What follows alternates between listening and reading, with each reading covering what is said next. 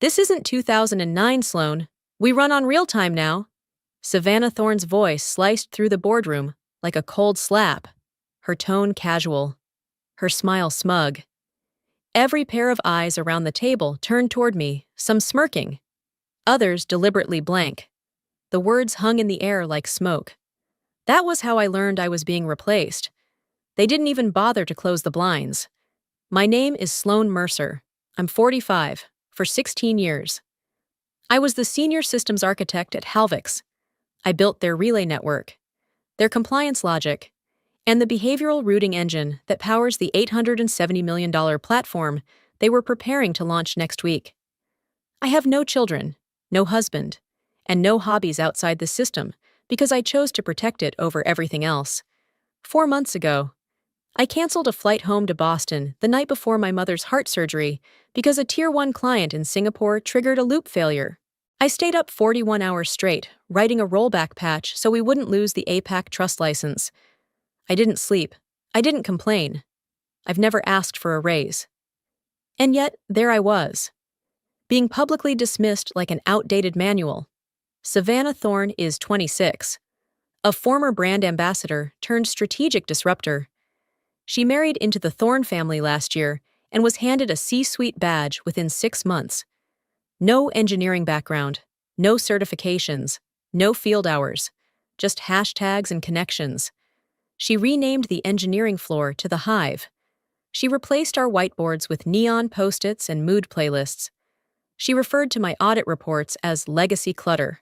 At 8:44 a.m., I sent a red flag email titled, "Potential cross-node leak. Immediate attention required." I detailed a misconfiguration in the launch package, something small, but critical. If ignored, it could compromise real-time load balancing at launch. At 9:06 a.m., I was called into the glass conference room. Savannah sat at the head, sipping her oat milk latte. HR was already there. "We appreciate your years of service," they said. "We're streamlining for agility," they added. I didn't cry, I didn't argue.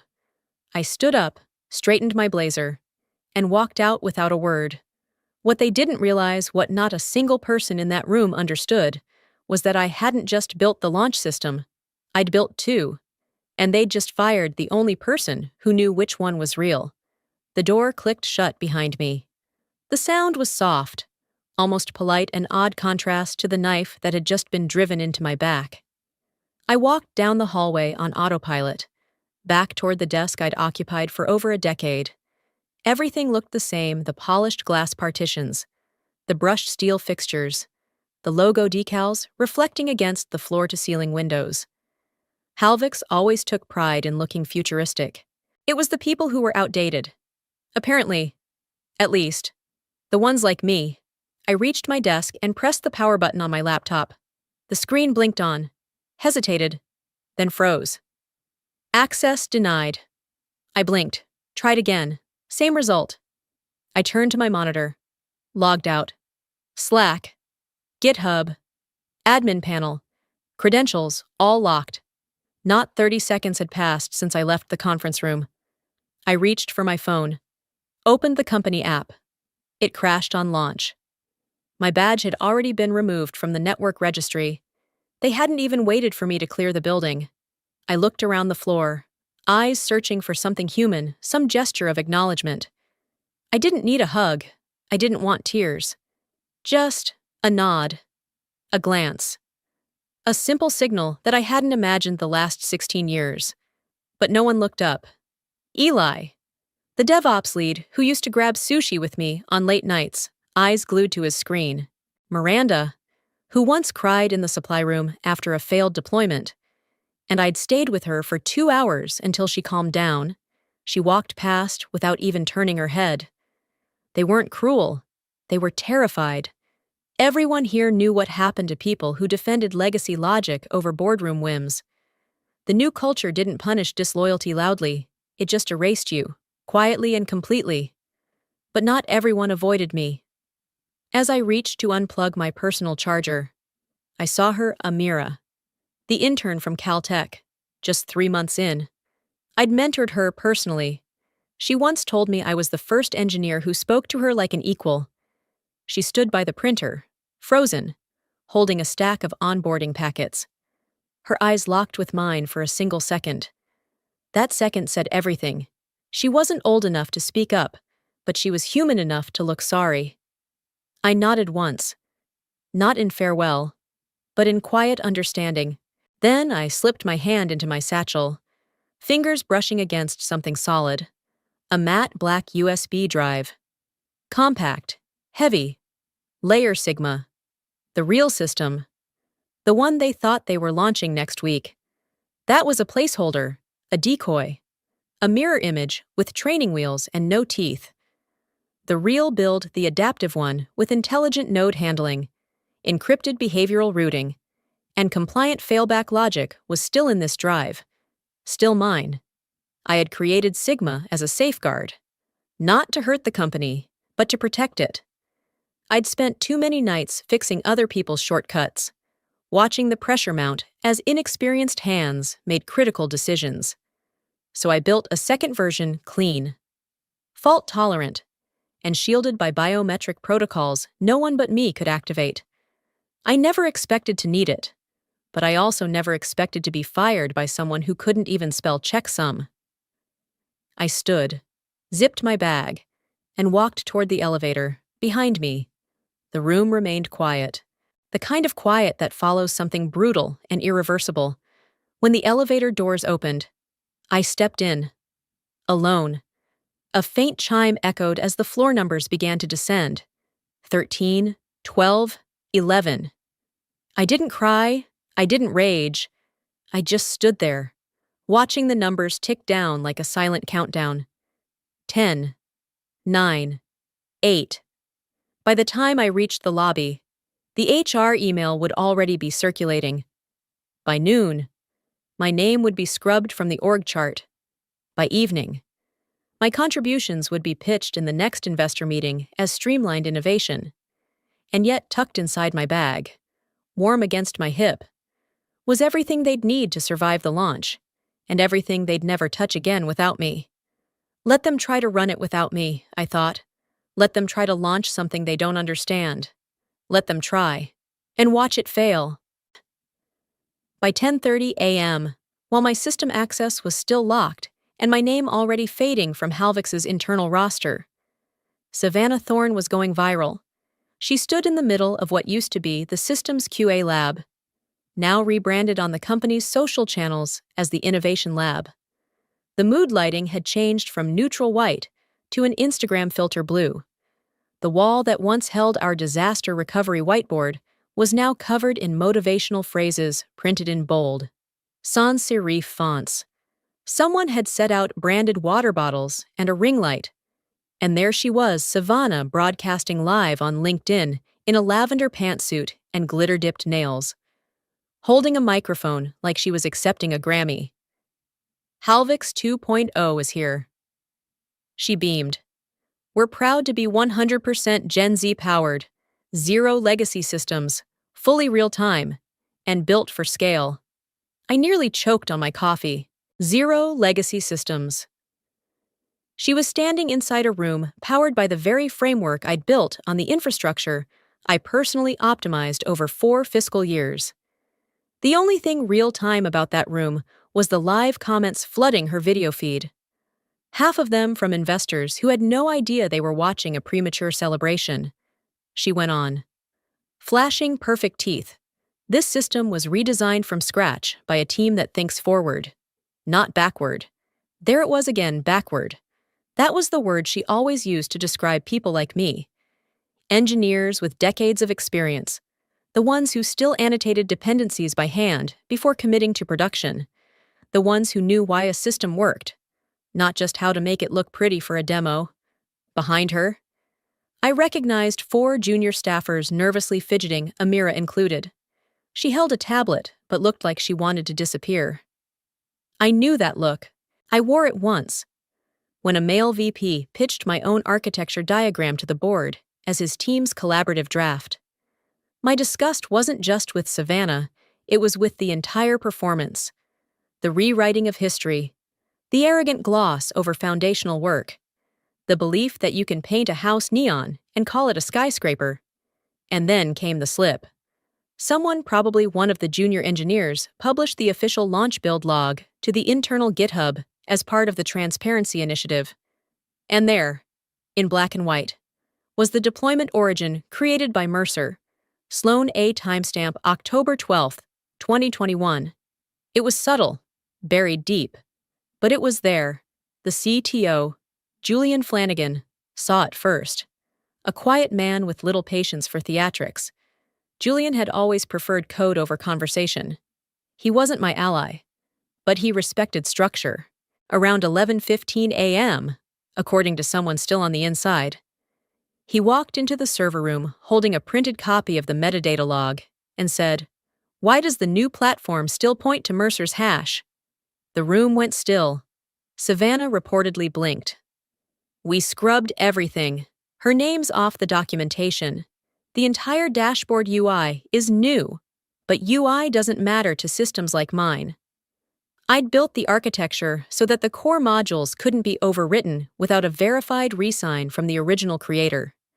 It was a compliance requirement tied to our European security contract hash-locked metadata, immutable once verified, with an internal seed signed by Halvix's own legal chain. You could rebrand, rename, even repaint the front end all you wanted, but the soul of the system still bore my name. And it always would. That realization must have landed like a brick. Savannah had launched a party on top of a foundation she didn't understand. She had paraded herself as the mind behind the platform, while standing on years of work she never acknowledged. And now, the CTO had evidence hard-coded proof that the woman she fired had built the system they were praising. Not only that, the metadata couldn't be removed. It was locked by a system I designed to resist ego-driven edits. In her rush to erase me, she'd forgotten one thing. I built the walls of that house, and I made sure my signature was carved into the foundation where no one could ever scrub it out. They thought they'd locked me out. What they didn't know was that I'd been building my exit plan long before they ever considered showing me the door. While Savannah was busy designing neon dashboards and giving every internal team a brand slogan, I was building something quiet, something deliberate, a system that didn't just run it remembered and protected itself. Back in late 2021, when I first got wind that the board was looking to restructure legacy operations, I started what I called my shadow build, a second system, architecturally identical on the surface, but vastly different at its core. I named it Layer Sigma, not for theatrics, but for precision. Sigma stood for the sum of all parts. Mine was the only one that knew how they truly fit together. Halvix wanted a flashy launch platform, so I gave them a demo system. Easy to showcase, hard to break, but incapable of scaling in real-world scenarios. It was the version I knew they'd present to investors. The one with just enough performance simulation to convince stakeholders it could handle international traffic. But the real system, the true operational framework, was Sigma. And Sigma only recognized one voice. Mine. It wasn't ego, it was protocol. The European Union's revised Data Privacy Compliance Act, which Halvix signed on to in early 2022, required biometric confirmation for any system managing concurrent live customer data streams. I'd used that clause to design a failsafe that no one questioned because, on paper, it was about external regulation. But the biometric key, both fingerprint and voiceprint, were tied to me. Legally, contractually, and technically, without my confirmation. Sigma couldn't run. Without my clearance, Sigma wouldn't even boot. It didn't matter how many junior engineers tried to override the shell. The deeper logic was encoded in a silent subroutine protocol 8A lockdown that only activated under very specific conditions, like being terminated without documented cause. And I made sure of it. Just over a year ago, I sat alone in the Halvix backend staging room on a Saturday, writing the last line of the script. If I ever got fired without a documented reason, the system would wait exactly 6 minutes, then shut itself down and refuse to run again. No alerts, no noise, just silence. 6 minutes. That was the window. A graceful shutdown. No damage, no warning, no traces left for someone like Savannah to fix with a PR team or an emergency contractor. Just an internal system that quietly folded in on itself and refused to respond again. And now, exactly 6 minutes after 9:06 a.m., when I was dismissed with a patronizing smile and a carefully prepared HR script, Sigma had sealed itself off. They hadn't launched my system. They'd launched the other one, the demo shell, which ran on borrowed threads and canned logic.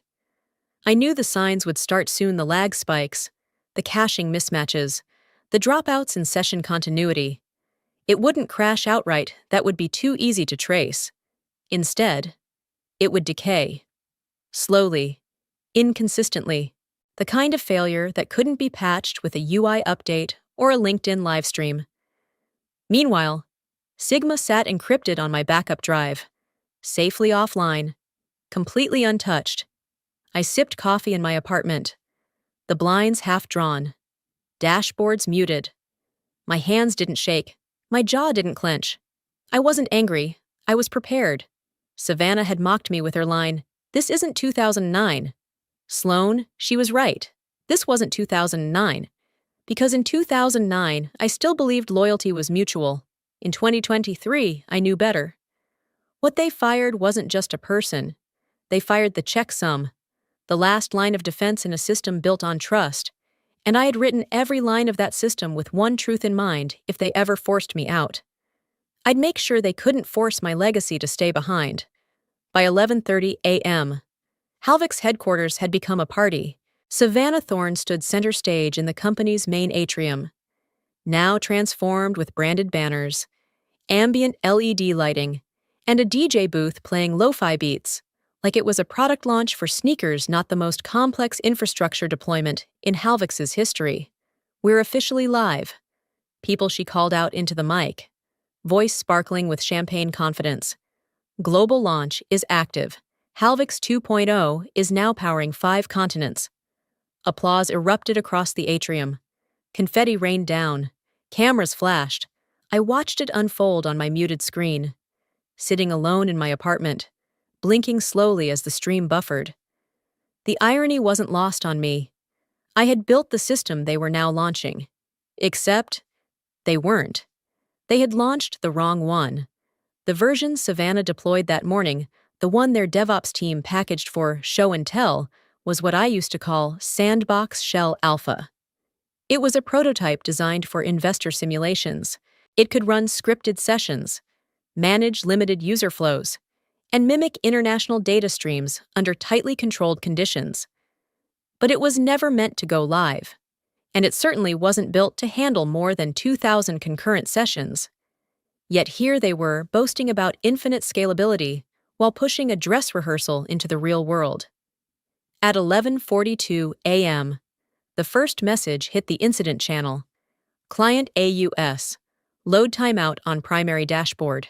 Cannot access workflow. Seconds later, Client SG. Button unresponsive. System froze. Client DE. Session auto-logged out after 9 seconds. Then came the calls. At 11:47, a partner firm in Melbourne demanded immediate escalation. They'd just onboarded 800 users into the new system, and not a single one could complete a transaction. Savannah, of course, was still upstairs posing for photos.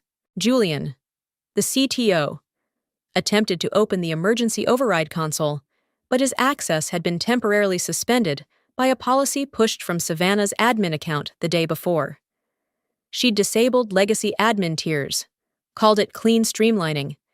The engineers couldn't even roll back. The real system layer Sigma had already sealed itself.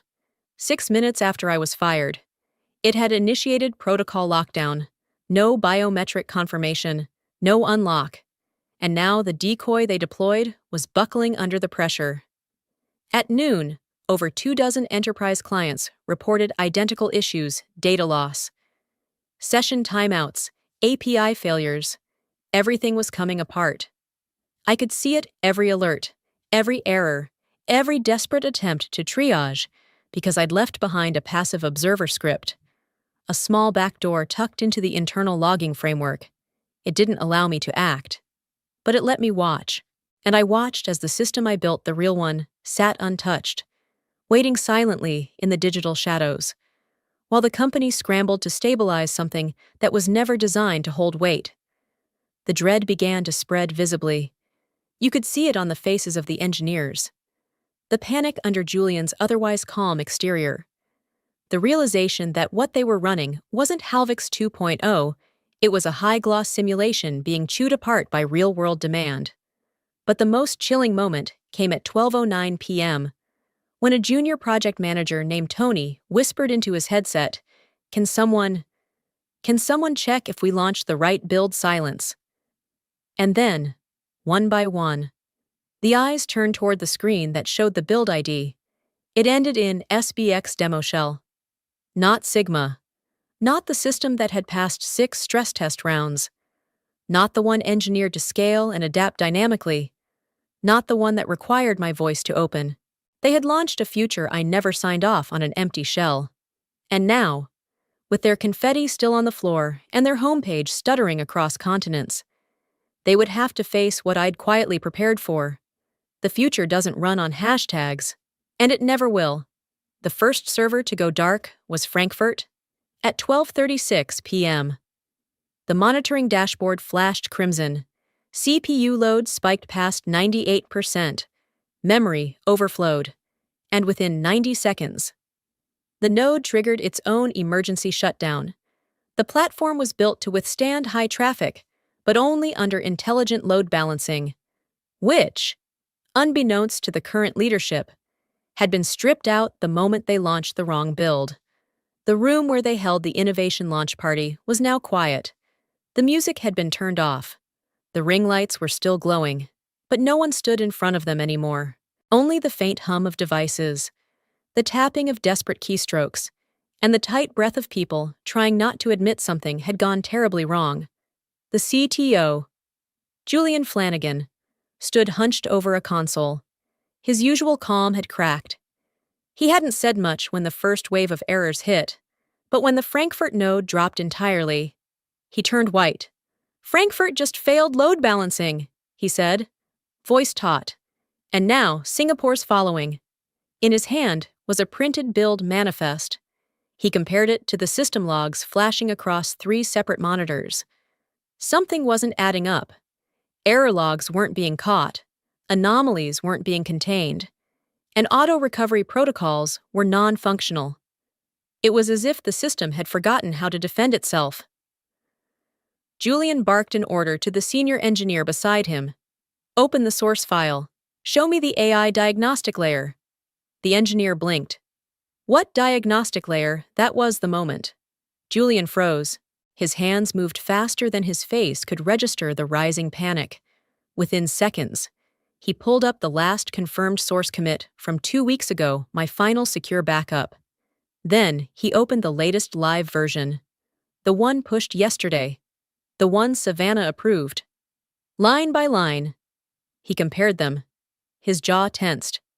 40 lines of AI integrity logic, he said. Gone. Entire block stripped. A junior engineer squinted over his shoulder. Wasn't that the segment that analyzed user behavior and load intent pre-routing? Julian didn't answer. He didn't need to. Everyone in the room knew it was critical. That AI layer had been responsible for real-time anomaly detection and adaptive balancing. Without it, the system couldn't tell the difference between a legitimate user surge and a denial of service pattern. It just choked. The deletion logs showed it clearly, deleted by Thorn admin, date 3 days ago, reason redundant logic, streamlining for MVP. Savannah had removed the brain of the system. She hadn't consulted engineering. She hadn't asked legal. She'd simply pushed a change because, in her words, AI integrity checks slow things down for clean demos. Now, those missing checks were opening the floodgates. "We're flying blind," Julian muttered. At that moment, Amira the intern stood up slowly from her station at the corner of the room. She looked pale, her hands still resting on her keyboard. Her voice was barely above a whisper. I think the system is rejecting us. Everyone turned. What do you mean? Asked the compliance lead. Amira swallowed. I think the framework recognizes that we're not supposed to be running it. I don't mean that metaphorically. I think it knows it's being forced, without its proper owner. There was silence. Then Julian whispered, Layer Sigma. That name hadn't been spoken aloud in the company since I left. Most of them didn't even know it existed. But Julian did. He'd seen my architecture diagram once, in a secure file marked for CTO eyes only. He hadn't said a word then. He was saying everything now. Panic began to ripple across the floor. Calls were coming in from Tokyo, São Paulo, Johannesburg, all reporting similar failures. The decoy system couldn't keep up. The auto failover protocol was gone, and the only person who knew how to rebuild it had been locked out at 9:06 a.m. Savannah was nowhere to be found. The apartment was still, almost too still. Only the low hum of the refrigerator and the distant city traffic filled the silence as I sat at the small desk I rarely used until now. The air felt heavier than usual, like the walls were holding their breath along with me. I hadn't spoken to anyone since I walked out of Halvik's. No calls, no texts. Just the occasional chirp from system notifications still trickling in through a very particular channel, a backdoor I'd quietly built into the logging framework over a year ago. It wasn't illegal. It wasn't even unethical. It was part of a compliance shadow monitoring protocol we had tested during internal security drills. No one ever bothered to deactivate it, and I never reminded them it existed. At 1:06 p.m., I opened my laptop. The dashboard blinked once, then loaded fully. And there it was, a live view of the Halvik's launch status. Still connected, still streaming silently into my screen. Errors 274. Live failures 103, API dropouts. Frankfurt, Singapore, Tokyo, São Paulo, Chicago. I didn't smile. I didn't feel triumphant. I just stared. It was like watching someone drown in slow motion, knowing you built the boat they ignored and set adrift without checking for holes. They had launched a shell. They had fired the only person who knew where the reinforcements were hidden. And now, piece by piece, it was collapsing under its own vanity. But the pain in my chest wasn't just about the system. It was about her. As I watched the logs scroll past lines of red text, cascading in real time, a single notification pushed into my inbox. Completely unrelated to Halvik's. Subject Sloan. Thinking of you from mom, date 4 months ago. It had resurfaced from the archive automatically, flagged by the algorithm because I'd read it more than 10 times. I clicked it open. I know you're busy with your big project. I heard you're launching something soon. How exciting. I hope it all goes well. Sweetie, I'll be watching from the other side. Love you always. Mom. She had written that the night before her surgery, the surgery I missed. I was at Halvik's that evening, running emergency bug tests on their new sandbox simulation to impress investors in London. I remember sitting in a freezing data center, eating stale pretzels from a vending machine, staring at a frozen server screen while my phone buzzed quietly on silent in my bag. I didn't get to say goodbye, just a voicemail from the nurse the next morning.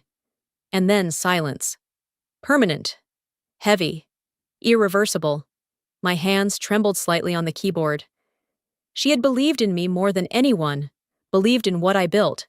And in some twisted way, she was right. She was watching the launch, only now. I was watching it, too, not from a boardroom or a control center, but from a dim apartment with a single lamp and a worn sweater wrapped around my shoulders. I glanced back at the dashboard. The numbers were climbing. The system was unraveling. Live, pixel by pixel. I whispered to the empty room, so will I. The words escaped without force, just a breath, a thread of sound carried by memory more than intent. There was grief inside me, grief for my mother, for the version of me that still believed loyalty meant safety, for the years I traded for a company that saw me as a relic the moment I became inconvenient. but I kept it folded, pressed between focus and silence, like the crease of an old letter. That grief wasn't gone. It was shelved, waiting, because soon, very soon, the company that discarded me would come knocking, desperate for the one thing they no longer had. And when they did, I would remember exactly how it felt to be alone at that desk, reading her email while their empire cracked on my screen. By 1:47 p.m., the collapse was no longer internal. The failure had gone global. I didn't hear it first from Halvix. I heard it from Reuters. I was halfway through reheating soup I had no appetite for when the news alert popped onto my laptop. I clicked without thinking. Spoon hovering midair. Breaking Halvix 800 millimeters launch plunges into crisis global access failure reported across 5 continents. Below it, the subheading spelled out what I already knew: platform instability, routing failures, and real-time data loss have triggered a wave of enterprise outages. Stock drops 14% in 2 hours. They tried to spin it. Of course, called it unexpected deployment issues and early-stage optimization challenges. But even a freshman engineering student could smell the truth. They launched a system built for show, not for scale. The shell was collapsing, and now the world knew it. I muted the article's autoplay video. I didn't need to hear the commentators debate recovery strategies or speculate about executive reshuffling. I already knew what was coming next. The real reckoning hadn't happened on a server or in a system log. It was about to happen in a room lined with suits, shareholder portfolios, and egos far more fragile than any architecture I'd ever written. At 2:05 p.m., inside Halvix's 14th floor executive conference suite, the mood had shifted from panic to something worse: exposure. Gone were the champagne flutes. The DJ booth was silent. Even the Innovation Lab signage had been quietly taken down. The emergency board meeting had been called by Langford Capital, Halvix's second-largest investor, whose enterprise partners in Europe and Asia were all simultaneously locked out of the new platform. They didn't demand updates. They demanded accountability. The CEO, Everett Thorne, sat at the head of the table, shoulders tense, eyes hollow. Next to him, Savannah looked pale, her phone face down, fingers clenched into the arms of her designer chair. The Langford representative, a woman named Marion Crane, leaned forward and dropped the question like a blade. "Where is the system's architect?" The room froze. Everett cleared his throat, avoiding eye contact. "The current team is assessing." "No," she snapped. "Not the marketing lead, not the project coordinator. The architect, the one who designed the core system, the one who knows how it actually works." Silence. It stretched, brittle and deafening. Finally, Julian Flanagan, the CTO, spoke. He didn't look at Savannah. He didn't even look at Everett. "She's no longer with us." Crane leaned back. "When was she let go?" Julian hesitated. "This morning." A beat. Then Crane's voice dropped to a slow, icy register. "You fired the architect of a $870 million platform the morning of the global launch." No one responded. The Langford advisor beside her took out a pen and began crossing something off on a printed agreement. Across the table, another investor glanced down at his phone. "We just dropped another 2 points," he muttered. "Nasdaq's flagging this as a red event." Someone else whispered. "They fired her." It rippled like static. Word spreading, comprehension dawning. Not only had Halvix failed, they had orchestrated their own downfall, publicly, spectacularly, and I, alone in my apartment, still in yesterday's sweater, with soup turning cold on the table, felt it land. Not joy, not revenge, just vindication. Because when they discarded me, they didn't just lose a name on a payroll line, they lost the blueprint, the integrity, the backbone. And now, the people they actually cared about, the investors, were asking questions no press release could answer. I clicked back to the dashboard. Session error rate 62%. Server capacity 113% over threshold. Error source routing protocol mismatch. Right where the missing lines used to be. I whispered to no one. It's working exactly as I warned.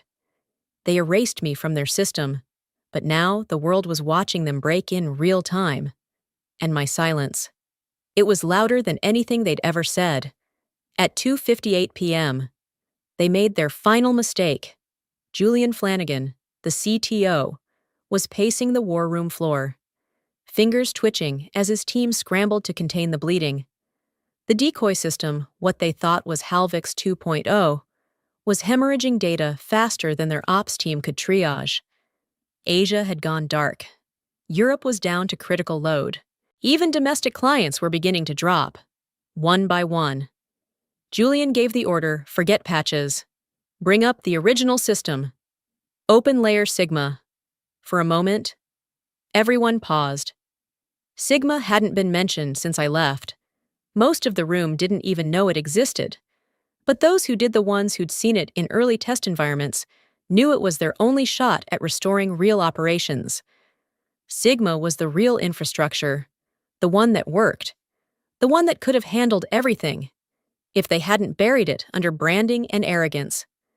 Julian opened the root access terminal, typed in the recovery string, system request queued, handshake initiated, and then the response lit up across every monitor in bold red text. Access denied authority, voided, legacy rejection, active biometric owner, status revoked all third-party access contact, original architect to reestablish credential chain. The room went silent. Julian's mouth parted slightly. His lips formed a word he didn't speak. On the far end of the table, someone whispered, "What the hell does that mean?" He didn't look up. His voice was even, controlled, but ice cold. "It means the system knows we don't belong to it anymore." Savannah had been standing in the corner, staring blankly at her tablet like if she refreshed it hard enough, the errors would disappear. She stepped forward now, her voice shrill, cracking at the edges. "You mean—" She took it with her. Julian turned to her slowly. "No. She didn't take it. We gave it away the second we removed her authority." Savannah looked around, waiting for someone to defend her. No one did. Julian continued, ruthlessly precise, like a surgeon slicing into a diagnosis no one wanted to hear. The biometric owner was hard-coded into the core. Fingerprint, voice print, legal binding via compliance chain. None of it can be overridden without triggering security failsafe, which has already been activated. A junior engineer chimed in, hesitant. "Can't we clone the access key, fake a biometric match?" Julian shook his head. "This isn't facial ID on a phone. It's multi-factor cryptobiometrics. No shortcut, no spoofing." Another monitor flashed a warning, intrusion attempt, blocked system, immune state engaged. Sigma wasn't just rejecting their login. It was treating Halvix like an intruder, a foreign entity attempting to access protected digital architecture. Exactly as I'd designed it too. For years. I'd stayed in that building late into the night, auditing code for bugs no one would ever find, building a platform that couldn't just run, it could defend itself. And when they removed me without cause, without grace, without even a conversation, they triggered the final switch, because I'd written it in plain, unassuming logic Python copy edit. I wrote one rule into the system: if I was ever fired without a valid reason, it would immediately shut everyone else out and enter a locked, self-protective mode.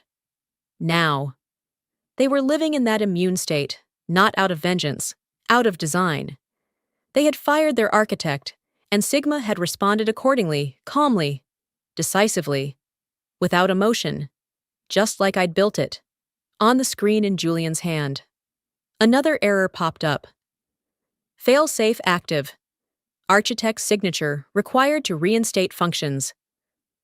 He looked at Savannah, then back at the blinking terminal, and finally, quietly, he said what none of them had been willing to admit all day. She didn't take the system. She was the system. At 3:30 p.m., Just when Halvix believed the day couldn't possibly unravel further, an email arrived in the General Counsel's inbox. Subject formal cease and desist. Unauthorized use of proprietary software system, Layer Sigma, from Ellard Systems. LLC, legal division attached, was a 3-page document, simple in tone but devastating in scope. It stated, without hesitation, that the system Halvix had attempted to access Layer Sigma was the intellectual property of Ellard Systems, a privately held LLC. The notice demanded the immediate cessation of all usage attempts. Citing Clause 7.4 of the Foundational Architecture Agreement, Halvix's own legal team had co-signed over 18 months ago. Julian Flanagan read it twice before handing it silently to the CEO. Everett Thorne stared at the top of the page like it might disappear if he glared hard enough. Ellard Systems. Who the hell are they? Julian didn't respond right away.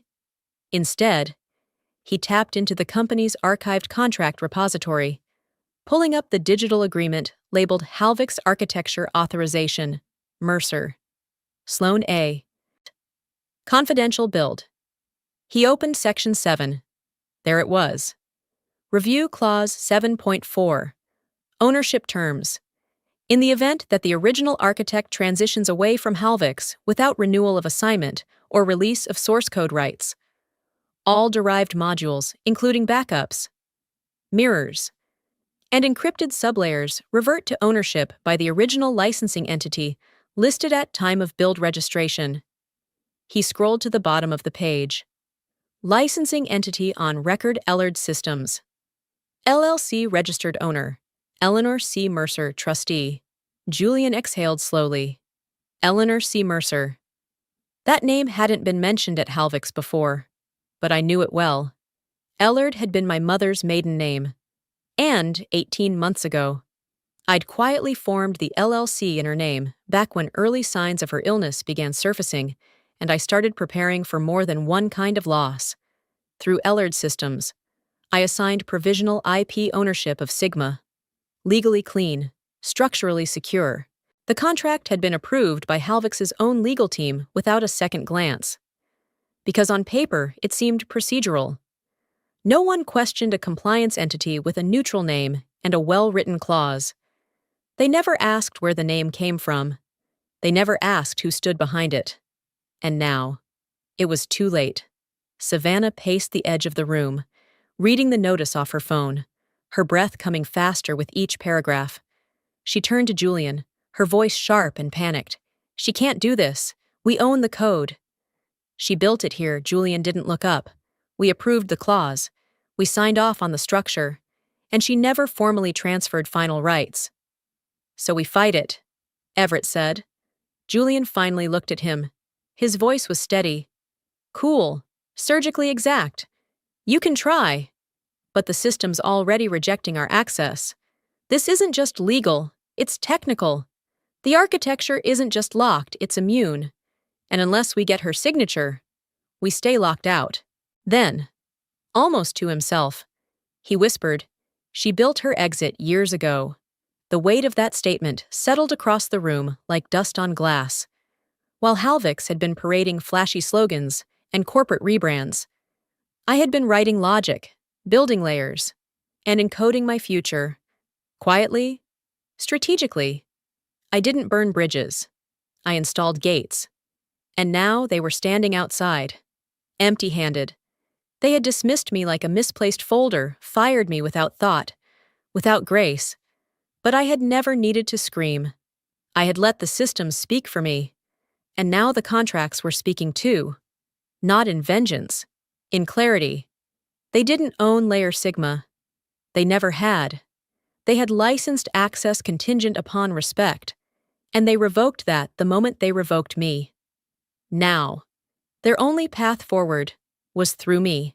At 4:32 p.m., the war was no longer about recovery, it was about removal. The final blow didn't come from a server crash or a legal injunction. It came from a leaked video 37 seconds long captured by an anonymous engineer during a prep call 3 days before launch.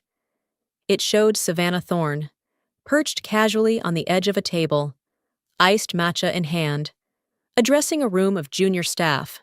We're cutting the diagnostic block. No more AI redundancy logic. It slows the visuals for demos. And it's not like we're deploying live traffic yet. No one outside this room needs to know. If anyone pushes back, tell them it's been reviewed for alignment.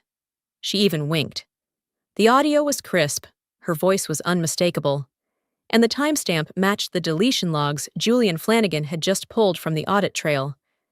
It wasn't just arrogance, it was premeditated negligence, a direct cause of the system's collapse. The video spread fast, internally first, then to stakeholders, then to the press. At 5:03 p.m., the Halvix board convened its second emergency meeting of the day. This one had no champagne, no hashtags, no press kits, just files, voices, and a list of names printed beside a single question: vote of confidence. CEO Everett Thorne. Yes. No. The vote was private, but the result wasn't. 7 out of 10 board members voted no. Everett was removed immediately. No golden parachute, no statement. Just an escorted walk out of the building's rear exit, and a quiet note that his access badges were already deactivated. Savannah was next. The board didn't even vote. Legal informed her directly her contract had been voided for cause. She was banned from all Halvix-owned premises and digital networks. Her admin credentials were scrubbed. Her devices seized for internal review. Security stood waiting by the elevator as she gathered her things silent. Red-faced, no longer surrounded by cameras or curated playlists. It wasn't loud, it wasn't cruel, it was clinical. That's what justice looks like when it isn't theatrical, when it isn't revenge. But response. Measured, final, clean. And in that sterile vacuum, a single voice finally rose quiet. Unsure at first, but steady in its intent. It was Amira, the intern. She was seated at the corner of the conference table, hands folded in her lap, notebook open, though she hadn't written a word in the last hour. She cleared her throat. No one looked her way until she spoke. Can we get Sloan back? The room stilled. Julian looked up from his notes. His eyes softened. Just slightly. One of the remaining board members nodded, as if waking from a trance. She's the only one who can fix this, isn't she? No one disagreed. Outside the boardroom, the company's entire system was still running on borrowed time. Failures were stabilizing only because the load had been cut by global disconnection. Sigma, meanwhile, sat sealed, untouchable. The only viable path forward led through one name: mine. But I wasn't there. I was at home, curled in the same corner of my apartment, watching from my silent dashboard. A notification blinked in the corner of my screen. Security clearance revoked. Savannah Thorne role status changed. CEO Everett Thorne. Inactive. The system was cleaning itself. The company was too. It didn't bring me joy. Not exactly. But there was something settling about it. A calm in seeing the damage for what it was, and knowing I didn't have to destroy them. They'd done it themselves. All I'd done was write the truth into the bones of the system.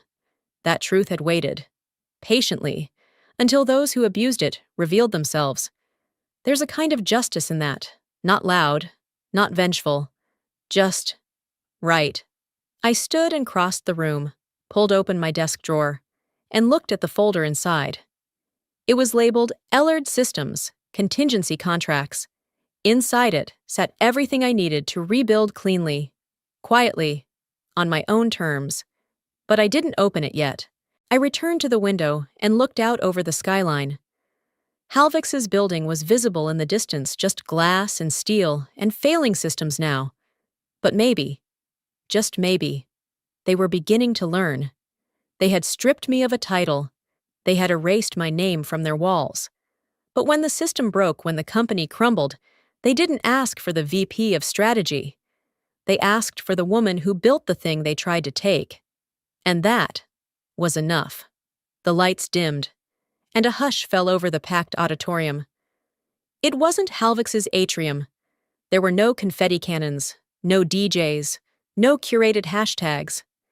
This was Technovate West, an independent tech summit in San Jose, hosted by engineers for engineers, the kind of room where buzzwords died quickly, and code spoke louder than marketing. At the front of the main stage, a minimalist LED banner glowed in sharp, clean text Mercer framework, secure, scalable, self-healing. I stepped onto the stage to quiet applause. Not because they didn't recognize me, but because they did. The murmurs died instantly. Every person in the room had followed the Halvik's collapse. Most knew my name. A few had worked with me. Many had quietly cheered when the truth came out. Now, they were here to see what I'd built when no one was watching. Behind me, Sigma renamed, refined, and restructured was already running live on a secure cloud stack. Uptime 62 minutes. Stability 98.4%. No dropouts, no criticals, no drama. I looked out over the crowd, engineers, analysts, founders, people who'd spent nights debugging the impossible, people like me. Then I said the first words I'd prepared. Systems don't fail, people do. A beat of silence. Code can be elegant, architecture can be sound. But the second you replace trust with ego, structure with shortcuts, and wisdom with noise, things break. And sometimes, the person they called obsolete is the one who wrote the only code still standing. No music played beneath me. No lighting effects washed the stage. Just rows of faces leaning in listening, really listening. I didn't build this to make a point. I built it because when systems are created by people who care more about function than credit, they last. And when they break, they heal, because they know who they are. I turned slightly, motioning toward the screen where the framework was rendering user traffic simulations from 4 continents in real time. This isn't a comeback. This is continuity. I never stopped being who I was. I just stopped lending it to people who didn't deserve it. The screen behind me shifted. Now it showed one thing, a sleek plaque. Chief Architect, Sloan Mercer, built for integrity. Not ego. There were no cheers, no standing ovations, just silence. The kind that meant something had landed deeper than applause ever could. And for the first time in months, maybe years, I breathed. Fully. I wasn't rebuilding a reputation. I wasn't reclaiming a title. I was restoring what had always been mine, the right to define myself not by what I endured, but by what I built in spite of it. Outside, Halvik's was still attempting recovery. Their new interim CEO had reached out through legal intermediaries the day before, offered terms, suggested reconciliation. I declined. Not because I was bitter, because I was free. And some bridges aren't worth walking back across even when they're technically still standing. After the session, a young developer approached me mid-20s. Maybe, with a laptop covered in cracked stickers. I watched the whole thing unfold. He said, "I didn't think people like you ever won." I smiled gently. We don't have to win loud. We just have to outlast the noise. We all know someone who's been underestimated, pushed aside, or told they were no longer needed, right before everything they built collapsed without them. If that story sounds familiar, maybe it's time we change the narrative together. If this story resonated with you, drop a comment below, hit like, and share it with someone who needs to hear it. And don't forget to subscribe because quiet revenge, honest resilience, and stories that hit deep. That's what we do here. Let's build something real, together.